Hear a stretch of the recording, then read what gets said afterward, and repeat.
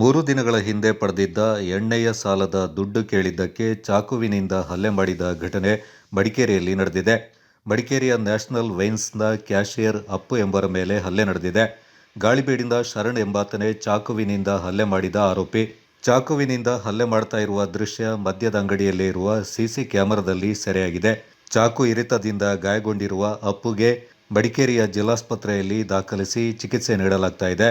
ಚಾಕುವಿನಿಂದ ಹಲ್ಲೆ ಮಾಡಿ ಎಸ್ಕೇಪ್ ಆಗಿರುವ ಆರೋಪಿ ಶರಣ್ಗಾಗಿ ಮಡಿಕೇರಿ ನಗರ ಠಾಣೆ ಪೊಲೀಸರು ಹುಡುಕಾಟ ನಡೆಸಿದ್ದಾರೆ. ಮಡಿಕೇರಿ ನಗರ ಠಾಣೆಯಲ್ಲಿ ಪ್ರಕರಣ ದಾಖಲಾಗಿದೆ.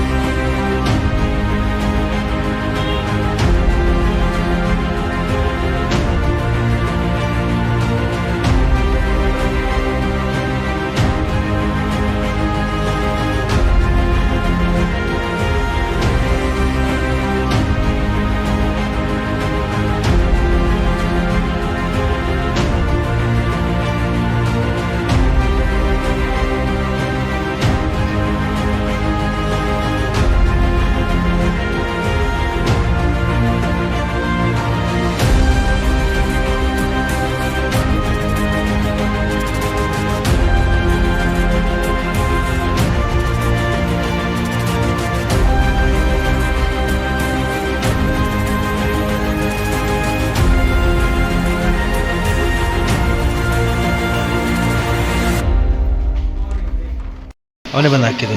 ಹಾಂ, ಕೇಳಿದ್ರು ನೀವೇನಾದರೂ? ಅದು ದುಡ್ಡು ಕೇಳಿಗೆ ಅಷ್ಟೇ, ಬೇರೆ ಏನು ಕೇಳಿಲ್ಲ. ಹಾಂ, ಮಾತಾಯಿತು. ಹಾಂ, ಅಸಲ ಇಲ್ಲಿ ಮನೆಗೆ ಗೊತ್ತಾಗಿತ್ತು. ಕೌಂಟ್ರ್ ಐತಲ್ಲ ಒಂದು ಜಗ್ಗು